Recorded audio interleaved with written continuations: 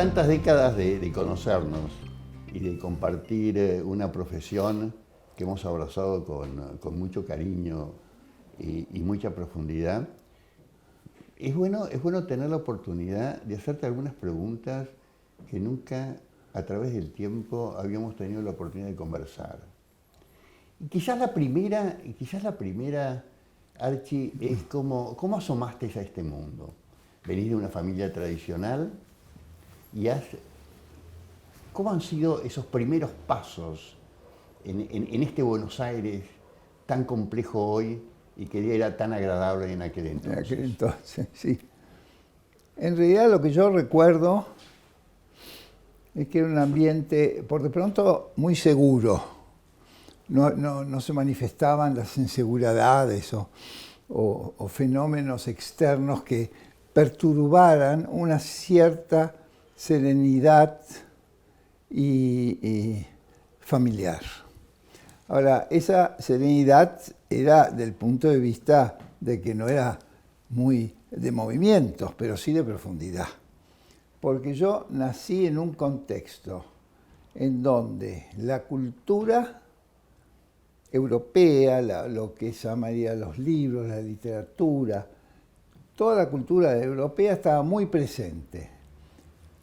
Y además, dentro de esa presencia, cuando era chico, era que nosotros teníamos, yo tengo 2 hermanos, teníamos una institutriz inglesa, hablábamos inglés, inclusive en la mesa, porque mi madre decía que para hablar bien un idioma hay que primero hablar un idioma extranjero, que lo adecúa para idiomas futuros.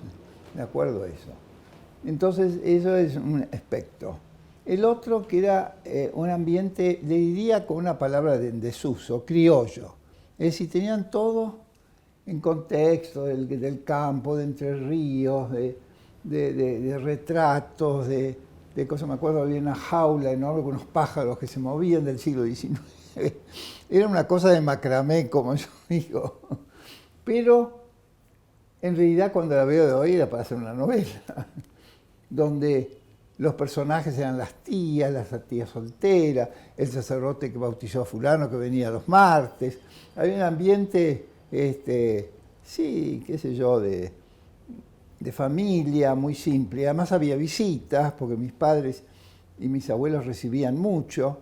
Entonces a veces había conciertos en mi casa. Por supuesto que nosotros de chicos no participábamos en nada. Mi abuela recibía todos los días a alguna gente, pero nunca podíamos ir, porque los chicos estaban vedados y estaban en un contexto de estudio. Y tenía yo, cuando era chico, ya estoy hablando de 6, 7 años, un programa semanal con horarios.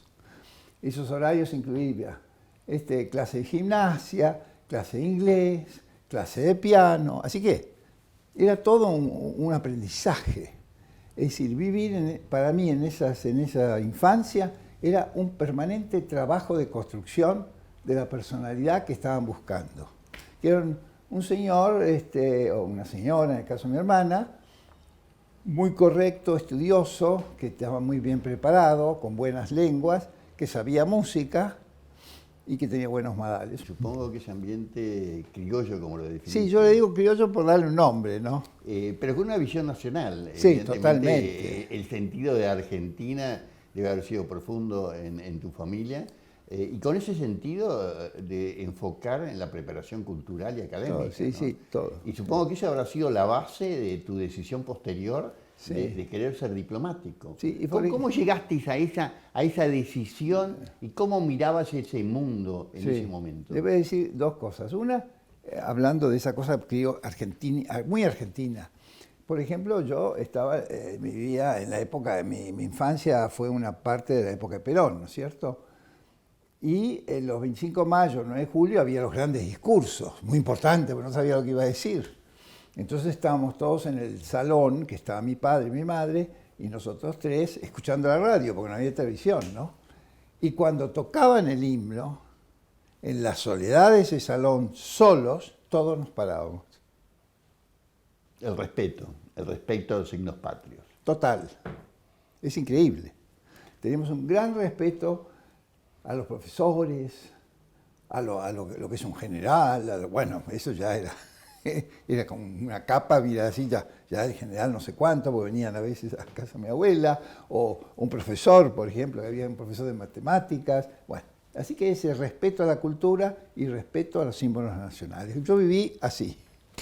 ¿Y eso influyó en tu decisión profesional? No, bueno, ¿cómo fue? Bueno, en realidad yo tuve no un sueño, pero me impresionó un cuento que me dice, no sé quién me lo hizo, qué sé yo, de un señor que se llamaba Corbalán Mendilarzu, que era rosista y usaba poncho. Y entonces alguien me contó, no me acuerdo quién, que ese señor fue a París y entró con el poncho en la Ópera de París. Y a mí me parece fascinante la idea de entrar con el poncho en la Ópera de París.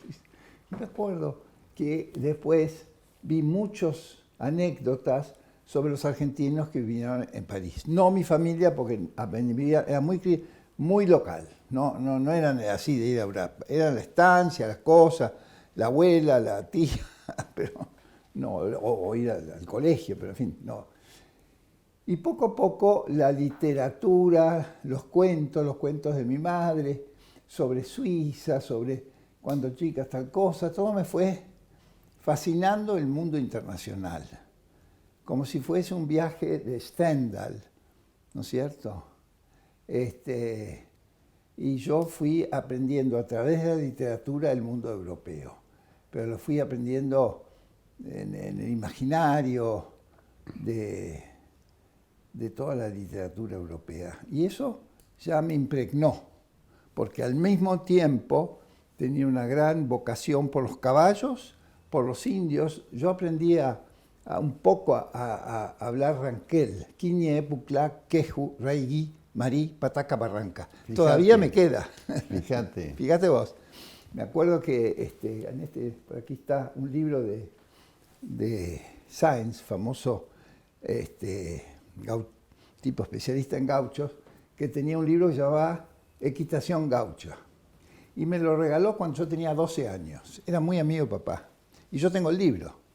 Dice, al experto en equitación gaucha. ¿Qué si yo ese año? El tipo estaba impresionado de que yo sabía el mandí, las cosas, ¿viste? Las cosas. ¿Hubieses podido acompañar a Mansilla en la excursión a los indios ranqueles? Bueno, Mansilla era mi héroe. Exactamente. Ya había leído la excursión a los indios ranqueles. Bueno, ese ranquel lo aprendí ahí, en el libro de Mansilla. Así que todo esto te fue acercando la idea, claro, de ser diplomático. Era una mezcla de cosas de la tierra y del mundo. Y bueno, y un día estaba yo, después de abogado, después de recibirme, trabajaba en un banco internacional muy importante y entré en banco, no sé, por mi padre. Y vi en el diario concurso para entrar en el servicio exterior. Era marzo y el concurso era en septiembre, creo. Lo vi y dije, voy al directorio. Y subí ahí mismo, yo creo que esa misma mañana, a hablar con el director. Y entonces dije, mire, voy a renunciar. ¿Y por qué? Porque voy a presentar al concurso de diplomático. ¿Y cuándo es? En septiembre. ¿Pero cómo en septiembre? Si ya estamos en marzo. Espere de pasarlo y después vea. No. Yo tengo que agarrar y ganar ese concurso. Por lo tanto, tengo que prepararme sí o sí. Y entonces renuncié. Y me preparé y lo gané. Bueno, y no solamente lo ganaste, sino que después hiciste una distinguida carrera diplomática, llegando a las posiciones más altas del servicio exterior, en la Cancillería y en el exterior. Ahora, ¿cuál era la sensación en ese momento? ¿Cuál era tu visión del mundo en esa década, que yo supongo que era la década de los 60? Sí, claro, yo entré en el 62. Una década que fue interesante. Mira, de era una variedad de... fascinante no solo nuestra motivación, pero nuestra participación. Porque éramos secretarios, teníamos 20 y pico de años, yo tenía, no sé, 24 años. Y ya nos consultaban como si fuesen diplomáticos avesados. Por ejemplo, me acuerdo de la Alianza para el Progreso, que había que decidir, entonces yo estaba en el jefe mío, yo decía, hay que suprimir tal cosa, se llamaba la nómina de los 10, no sé qué. Ay, ¿cómo? ¿Y por qué dice eso? Entonces yo explicaba por qué había que hacer una cosa en la cabeza. ¿Y quién era canciller en esa época? ¿Era Cárcano? Cuando yo entré, Cárcano? ¿Fue antes o después? Después, mucho después. Era Miguel Ángel Zavala. Con la administración del presidente Ille. Exacto. Y entonces me dice mi jefe, bueno, acompáñeme, vamos a verlo al ministro, así le explica. Así le explica. Mire, sé que hoy un director va a ir con un chico de 24 años a explicarle al ministro, pero no existe eso. Porque teníamos un protagonismo, un respeto. Y ejemplos a seguir. Un ejemplo. ¿No? Era otra cancillería, era una cancillería de que estábamos trabajando y cuando entraba un embajador, todo el mundo se pone de pie. Tu padre... E incluso cuando entraba un consejero. Bueno, consejero casi, si era importante, sí. Tu padre me acuerdo muy bien, vamos a ver, el embajador García era una especie de mezcla de sabio y de autoridad. Ese respeto que se perdió en la administración en general, y nosotros lo teníamos. Y eso era fascinante. Primero porque tu trabajo valía. Segundo porque participabas. Y después te tenían en cuenta. Cosa que hoy, pues, es un sabio, nadie te pide ningún consejo. Y encontrás una gran distancia entonces entre la Cancillería. Creo que sí, porque en de todas esas décadas y la actual. Yo iba a Naciones Unidas, estaba en la Conferencia de Comercio y Desarrollo, estábamos en CIE, con delegaciones que salían en el diario, con discursos que salían en el diario, con reuniones previas de coordinación con ministro de Economía, con esto. Nos juntábamos, por ejemplo, cuando la Argentina propuso el Programa Mundial de Alimentos, tuvimos muy importantes reuniones. Y estaba el ministro de Economía, y discutíamos, y yo participaba. Pero, claro, por supuesto, pasaba Tetamanti, el embajador Tetamanti, el embajador... eran gente sumamente respetada. Y tuviste una actividad que fue bastante variada. Fuiste un diplomático distinguido multilateral y un diplomático bilateral. Y son dos corrientes de nuestra profesión que son interesantes porque son muy distintas entre sí. Y al mismo tiempo estuviste en negociaciones importantes. Me acuerdo, por ejemplo, el inicio del GATT, hoy OMC, que enfrenta tantas dificultades. Sí. Así que esa experiencia entre multilateral y bilateral, ¿qué recuerdos te traen? Claro, y diría que hay, tienen que tener aptitudes distintas, yo creo. El multilateral es un trabajo donde el interlocutor está ya sentado delante tuyo, porque somos los dos partícipes de un foro donde los dos tenemos el mismo interés en participación y donde las agendas nos marcan el ritmo a seguir y donde además los tenemos presentes. No tenés que hacer muchas vueltas para decir, por favor, quiero hablar con el embajador de Estados Unidos por tal cosa. Lo podés hacer. Y tiene además una necesidad, por lo menos en mi caso, del GATT, de estudiar mucho. Si vos no tenés un gran conocimiento de lo que estás tratando, no podés tener gran protagonismo.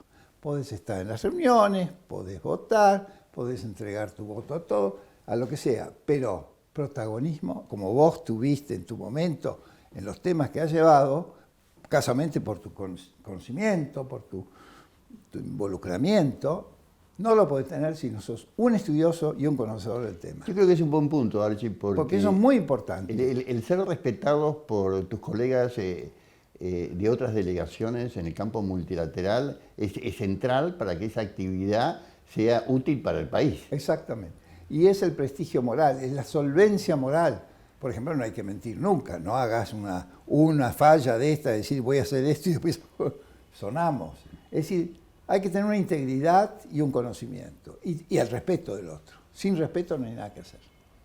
Y eso me parece elemental para comprender que ese mundo es un mundo donde la personalidad de nuestros representantes juega muchísimo. Si vos no sos un tipo con cierta allure, como dicen los franceses, pasés despercibido. La mayoría de los nuestros y de muchos otros de América Latina, nadie los ve, pasan como se van. Tu último destino multilateral fue ser embajador en Ginebra, Sí. ante los organismos internacionales de Naciones Unidas Sí. en Europa. Y creo que tu último destino bilateral como embajador fue ante Francia. Francia, sí. ¿Qué recuerdos te traen esos dos puestos extraordinarios que tuviste hasta el final de tu carrera? Yo fui muy feliz en el sentido verdadero de la palabra, profesionalmente, en Ginebra, porque tenía un gran protagonismo. No, llevaba pocos temas. De los 15, 16 organismos, yo llevaba 2 o 3. El resto lo tenía. Vos delegás a cada funcionario la responsabilidad de derechos humanos fulano, de esto, del otro, de propiedad intelectual, del otro. Y yo llevaba 2, el GATT con 2 o 3 ayudantes, y creo que da un TAT, nada más. Y cuando venía Derechos Humanos, la comisión, cada una vez por año. Entonces tenés que estar muy concentrado, y si lográs protagonismo, tenés una gran satisfacción de que el sistema te reconoce. Yo, por ejemplo, no lo tengo acá, tengo una carta del director general del GATT cuando terminó la Rueda de Uruguay y se hicieron los acuerdos de Marrakech. En esa carta me dice a mí: usted ha sido una de las 16 personas que ha posibilitado el logro del acuerdo de Marrakech. ¿Por qué decías? Porque éramos un pequeño, muy pequeño, que eran los que decidían. ¿Y por qué tuve tanto? Bueno, porque conocía lo que sea, pero además le di la idea de cómo lograr un acuerdo muy complejo entre tanta gente. Me dice, ¿cómo hago? Si consulto a todos, no termino más. Si consulto a pocos, me dicen que somos una élite que queremos imponer a todos. Yo digo, yo le doy la solución, conociendo bien mis colegas. Usted tiene que empezar diciendo, vamos a hacer reuniones donde día por día, mañana y tarde, con temario ya asignado y con el texto asignado. Solamente a nivel de embajador. Nada más, nadie más puede entrar. Entonces, ¿y ahora? Va a ver usted. Pero, ¿cómo? Hágalo y me va a decir, hágalo 3 días. El primer día estaban todos. Dígame, embajador papá, ¿qué opina de esto?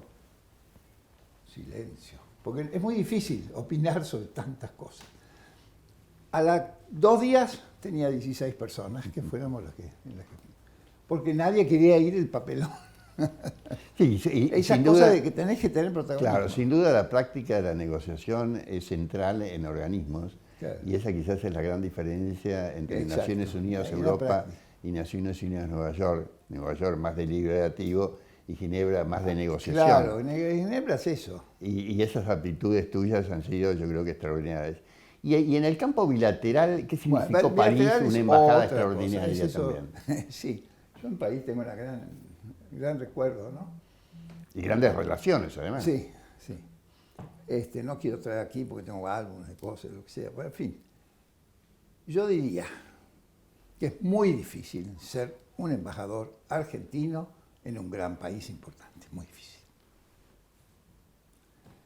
Entonces, empecemos por ciertas características personales que tenés que tener. Porque si no, ¿cómo te ven en una superficie enorme de un país donde tenés que competir con los modistas, los peluqueros, los escritores, los miembros de la academia, los políticos famosos, los intelectuales y la alta sociedad de la nobleza? Es un lío, es una cosa enorme eso. Entonces, ¿cómo haces? ¿Cómo te ubicás?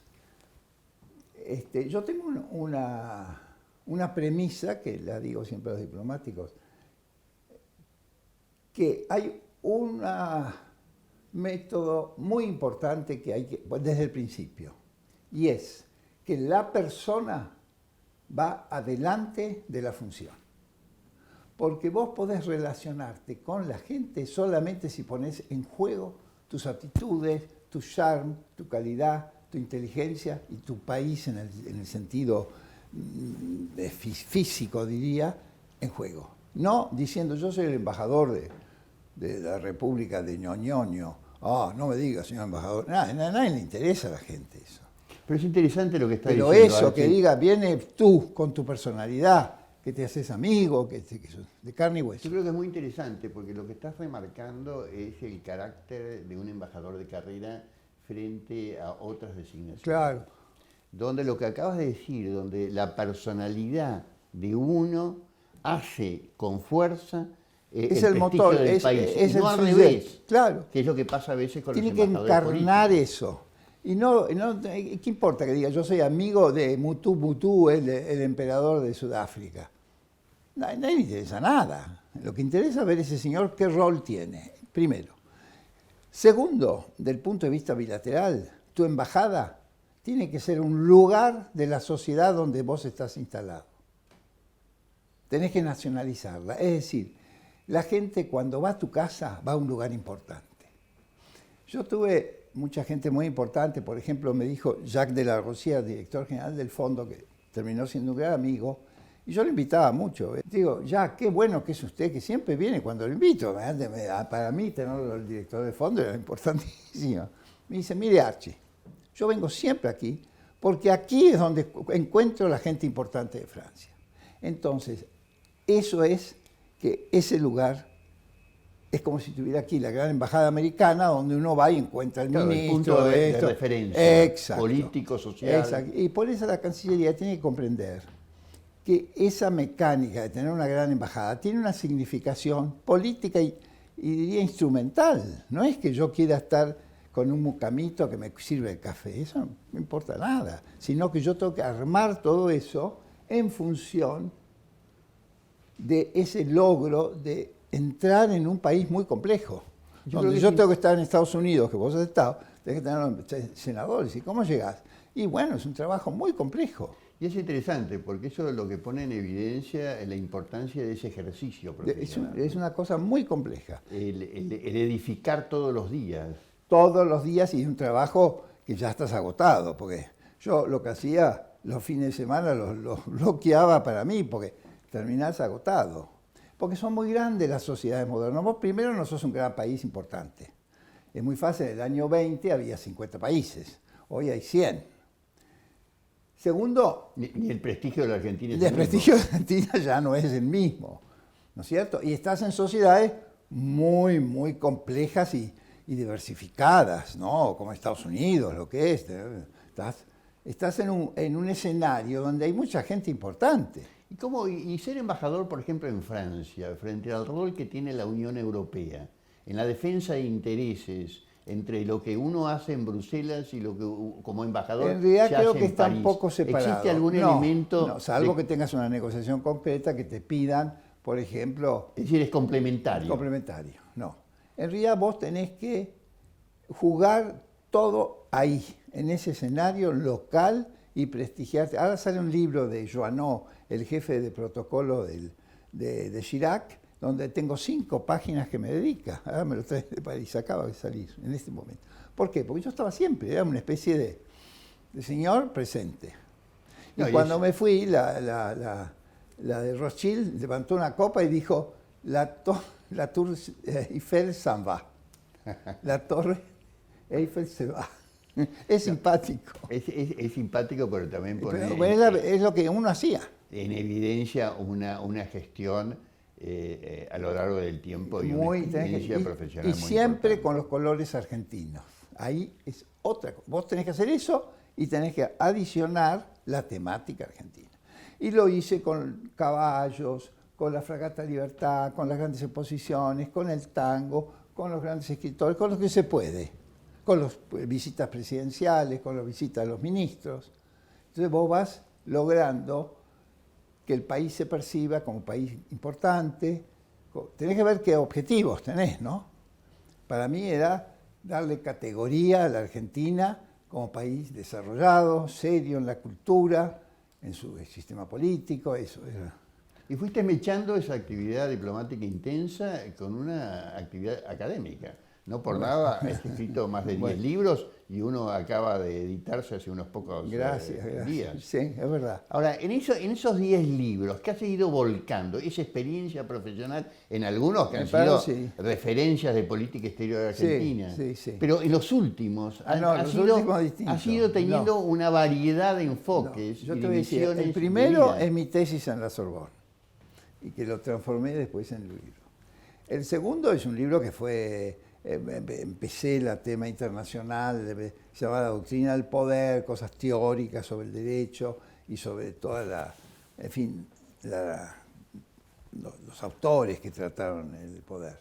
Y el tercero es ese famoso que es Chapultepec al Beagle, que todo el mundo conoce. Ese lo hice con los alumnos, me ayudaron. Porque cada alumno, cuando estaba yo en el Elysian, era profesor, me ayudó a recopilar información. Bueno, abarcaste toda la historia diplomática. Sí, exacto. Y era difícil porque hay que buscar y, en fin. No es fácil en un país que no tiene archivos, ¿eh? Y a veces no te los prestan porque, no quiero dar nombres, pero un gran canciller tenía un gran archivo y los herederos les digo si me lo pueden prestar. Me dijo, no, está guardado, entonces ridículos excusas.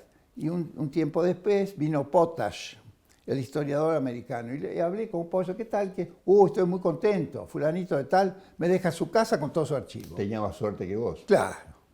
A mí, argentino, sospechoso, no me dieron Ahora, nada. sin embargo, has logrado acumular información importante en cada uno de los libros. Sí. El caso de Chapultepec al Beagle es un Bueno, clásico. fui a cada uno de los actores, cada uno a la casa, Frondizi, a esto, todos los presidentes, me entrevisté con todos. Y también has dejado en tus libros también enseñanzas de vida, visiones filosóficas, Bueno. tu parecer interior Sí. y de la sociedad. Eso sabés que ese es el resultado de lo siguiente. Yo durante toda mi vida he leído mucho y muy variado. Y lo que me ha interesado lo puse en cuadernos. Y hace 3, 4 años decía, todos estos cuadernos me los van a tirar todo. Baudelaire dijo tal cosa, Confucio, qué sé yo, Pico de la Mirándola. Tengo que hacer algo. Y entonces le hice un barrido, saqué todo, lo cafeé y con eso hice el primer libro que fue Saber Ser. Y ahora hice, ya con material también acumulado de cosas que yo tengo, este otro nuevo que, bueno, veremos qué suerte tiene. No, yo creo que va a tener la suerte de los anteriores, porque has ido dejando experiencias propias y al mismo tiempo enseñanzas. Y yo creo que eso es una de las cuestiones más interesantes, inclusive de esta conversación. Son las enseñanzas que a través del ejercicio profesional, el ejercicio de la vida, uno va dejando y puede transmitir a las generaciones que siguen caminos parecidos a los nuestros el sentir diplomático, la importancia del sentir nacional. Y en una Argentina a veces un poco degradada con lo que vivimos hoy, todo eso parece tener un valor importante. Porque ha sido en definitiva lo que vos decías hace un rato, tu formación inicial. Claro, hay que llevar el país adentro. Desde esa perspectiva, ¿cómo dirías que la Argentina debe encararse cómo ves la política exterior de hoy? Desgraciadamente, no quiero ser digamos, un juicio político sobre lo que está haciendo, sino que yo lo que veo que están las autoridades que se ocupan de los temas internacionales más enfocadas a mirar lo interno que lo externo. La política exterior es, a partir de una percepción clara, una evaluación clara de la situación internacional en cada uno de los escenarios, saber cómo vamos a defender o a dónde vamos a aprovechar una situación favorable para nuestros intereses nacionales. Entonces es una cosa de ida y vuelta, pero sobre todo pensarlo de adentro en función de lo de afuera, no en función de lo de adentro. No voy a ir y decir porque aquí en tal lugar, en la Bolsa de Comercio le gusta o en La Matanza, qué sé yo. Y me parece que hay una provincialización de la política argentina. Y eso es muy negativo. El segundo aspecto negativo que encuentro, que no es de hace mucho tiempo, es la falta de profesionalismo, de respetar el profesionalismo de la carrera. Yo creo que no puede haber una diplomacia eficiente si no son gente que está dedicada y que permanece en el sistema. Porque es muy difícil dejar algo. Y para dejar algo no es una cuestión que yo sí me nombró no sé quién, y estuve 2 años en Tegucigalpa y entonces, señores, eso es una beca, está bien, no digo ni bien ni mal, pero el Estado no le sirve para nada. para eso ya es muy difícil ir a un país y dejar algo, ver a dónde podemos incidir, cómo podemos acercar los vínculos, qué es lo que tenemos que hacer. Porque también hay escenarios que están vacíos de contenido porque el protagonista es ineficaz de encontrarlos. Hay mucha gente, que no quiero decir porque yo tengo mucha experiencia en Europa, que va a embajador de Europa y entra como se va. Sí, y está también el otro aspecto en un momento muy crítico de la geopolítica mundial. Claro. Esta lucha quizás por el poder, la supremacía en el poder entre Estados Unidos y China, también genera circunstancias diplomáticas nuevas. Eso hay que analizarlo, hay que tener gente profesional, habría que tener en la Cancillería un equipo que analiza las cuestiones estratégicas, no lo hay. Sí, parecería como que la Argentina no está mirando más allá de sus fronteras, con la profundidad suficiente. No, y eso es muy importante, tener un equipo intelectual, un tipo preparado, y eso tiene que ser gente que se dedica a eso, no es que yo te cuento un cuento un poco ridículo, pero lo cuento. Yo fui corto tiempo secretario de Estado. Y bueno, hacemos reunión con el ministro de vez en cuando, y yo opinaba sobre Malvinas, sobre el GATT, sobre cualquier cosa. Y siempre tenía un asesor, el ministro, que me decía, no tiene razón, esto es así, asá, asá. Yo me callo, es asesor del ministro, mejor no enfrentarte. Pero en la segunda, tercera reunión ya me cansó el tipo. Y entonces digo, dígame cómo le va, bien, qué interesante lo que dice. ¿Usted qué experiencias tiene? Porque lo veo que habla de Malvinas, habla de pesca y de no sé cuánto. ¿Cuál es su experiencia? No, yo no tengo ninguna. Leo bien los diarios. En realidad yo me ocupo de cuestiones inmobiliarias, tengo una agencia inmobiliaria. Una buena formación. Claro, y eso es el que me decía a mí, y que tenían por supuesto más peso ante el ministro que yo. Es así. Entonces, lo importante, la inteligencia, la formación, aparte de la honestidad intelectual también. Hay que evitar ser oportunista, pues es lo peor. Te puede llevar a tu perdición. Ahora, otro capítulo importante de tu vida ha sido la vida cultural. Sí. Basta estar en tu casa para uno verla en cada centímetro. Gracias. Y en ese sentido, esa vida cultural tan rica que tuviste desde chico, en términos de idiomas, en términos de lecturas, ¿cómo la has vivido a lo largo de todas estas décadas? ¿Y cómo la vivís hoy? Que la cultura, y digo la cultura, quiere decir la capacidad de sentir la música, de leer un libro y de gozar un paisaje, es el elemento que puede más enriquecer y asegurar y hacer florecer la vida de uno. La cultura es absolutamente, es como una apertura del horizonte, es como si vos estuvieras viviendo en un contexto que hay una muralla y de golpe se rompe la muralla, después y al final ves todo el paisaje. Y te sirve para mirar, para gozar y para tener más agradecimientos de tu propia vida a quien te la dio y quien te la mantiene. Y habrás conocido gente espléndida. Claro, y la cultura, eso es lo que te abre. Y tenés que ser humilde también, ¿no? En realidad, una vez, cuando me hicieron una entrevista en un americano, me dice, ¿cuáles son los principios, no? ¿Cómo hace usted conocer tanta gente? ¿Cuál es la mecánica? Mire, yo sigo un principio que le hizo a un emperador romano, un famoso intelectual romano, que cuando lo hicieron emperador, lo llamó y le dijo, ¿qué me aconsejas? Y él le dijo, no te cesarices. Es decir, no te venga de vuelta el gran señorón, sé humilde y próximo al pueblo, ¿no? No te cesarices. Y yo a eso agregaría dos cosas. Uno, la cortesía. Hay que ser muy amable con la gente. Hay que siempre tener una palabra con todos. Y la cortesía, que es algo que se olvidó en la Argentina, que escribís una carta y no te contestan, o que llamás a un teléfono a un ministro, no, está en reunión, y no te contesta, por supuesto, secretario se olvida, etc. Cortesía. Y finalmente, lo que vos decís, la cultura. ¿Por qué? Porque vos vas a ver un señor que es tailandés, que se ocupa de, qué sé yo, o un embajador de la China o de otro lugar más desconocido. ¿Qué es lo que te salva en la conversación? La cultura. Vas a encontrar siempre con una bailarina términos de cultura, términos donde vas a tener un terreno para poder conversar. No, y sin duda. Y la cultura es lo que liga a los hombres. Y sobre todo en un país como el nuestro que ha tenido referencias magníficas. Claro, claro. Y en los destinos que has estado, esas referencias han tenido una importancia sin duda importante. Me parece que la cultura es lo que enriquece nuestra vida. Por eso es muy importante. Y dar ejemplo de conductas.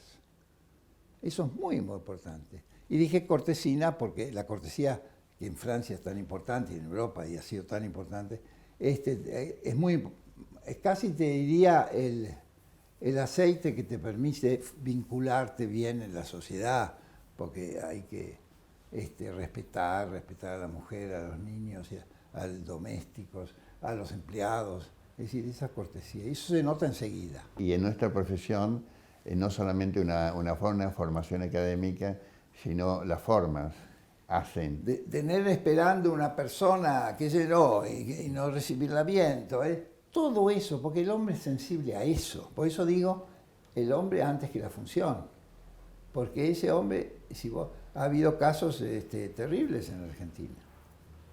Que las situaciones de las relaciones se han enervado por X. Yo he estudiado mucho en los años diplomacia, que viste el libro ese, que vos me lo presentaste, me parece, aquel apogeo. Bueno, ahí hay anécdotas de Irigoyen, con no sé qué, y ves que cómo esos presidentes tenían muy en sus dedos esa habilidad.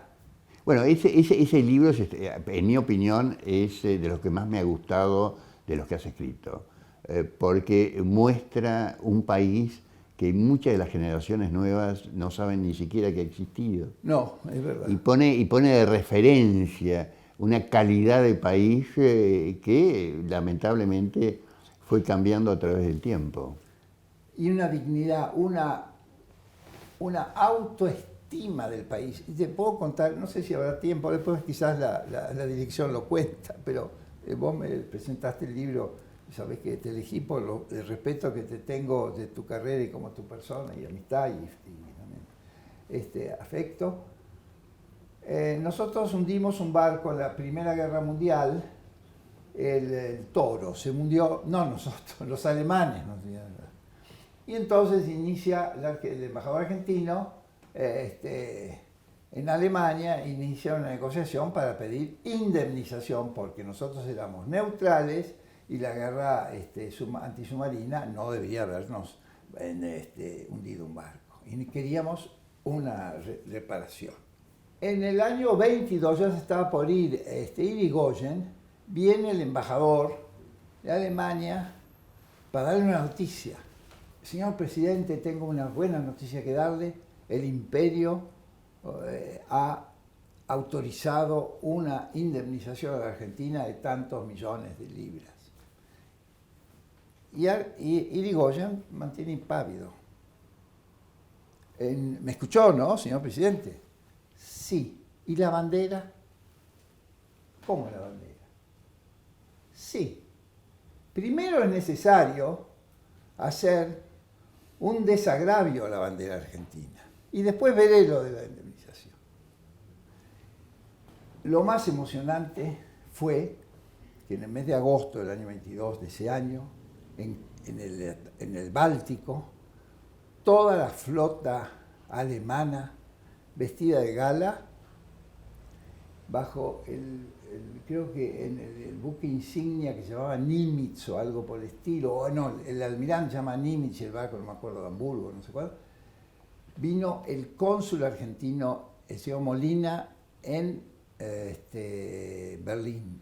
Entró toda la tropa formada, cañonazos, himno nacional, baja la bandera alemana y sube la bandera argentina.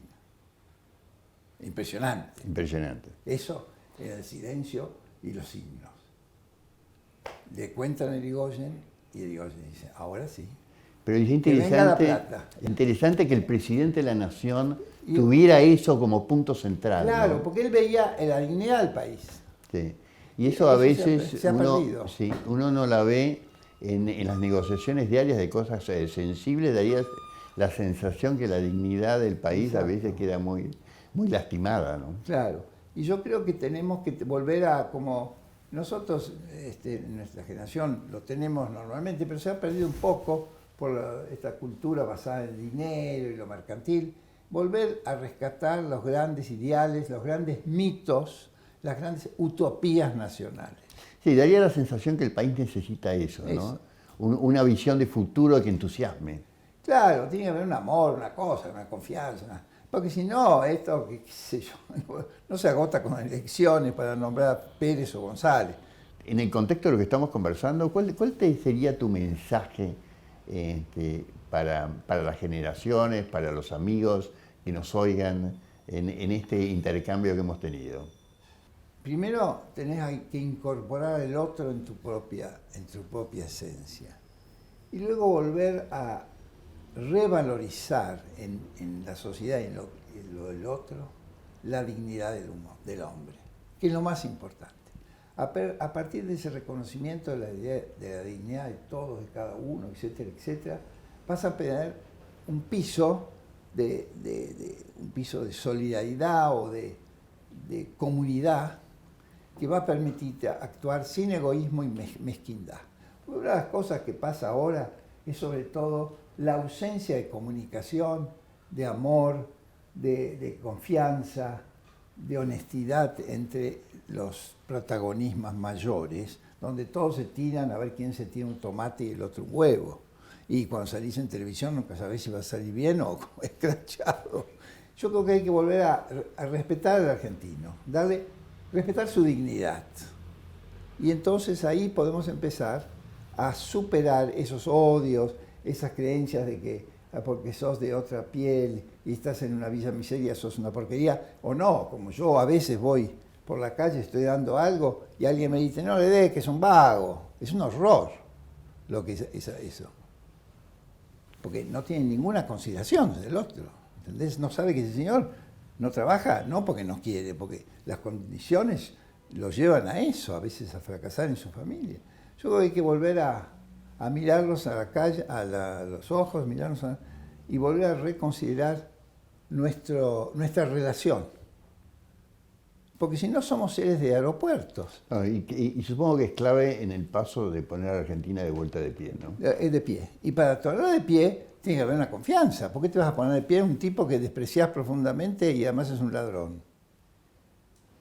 No, estamos todos embarcados en este mismo camino de la búsqueda de nuestra dignidad y en el fondo de la felicidad, ¿no es cierto? Porque la política tiene por objetivo la felicidad. Y uno de los problemas de la política hoy es que la gobernanza ha dejado de ser de los hombres para transformarse en la administración de las cosas. Y estamos hablando de otra cosa. Sí, y donde los valores todo lo humano, quedan de lado, ¿no? Claro, los valores y el ser humano. Es lo que dice el Papa, el descarte, ¿no es cierto? Entonces yo creo que eso es lo previo. Lo previo para poder empezar a trabajar juntos, ¿no es cierto? Y con confianza, a mí me parece. Y nuestra profesión es lo que tenemos que hacer, de sentirnos protagonistas en el mundo de nuestra nación, con su proyección nacional, con lo que podemos dar. Siempre hemos sido muy generosos, siempre hemos sido... Hay una frase muy buena, para terminar, de Rubén Darío en el centenario, que dice, salud patria, que eres también mía porque eres de la humanidad. Es muy buena. Archie, yo creo que hemos tenido una conversación agradable. Me alegro. Esperemos que los auditores, y gracias a vos, que tenés una gran clase. yo creo que... es simpático, te digo que me quedaría el resto del día conversando, ¿no? Porque ha sido un placer oírte.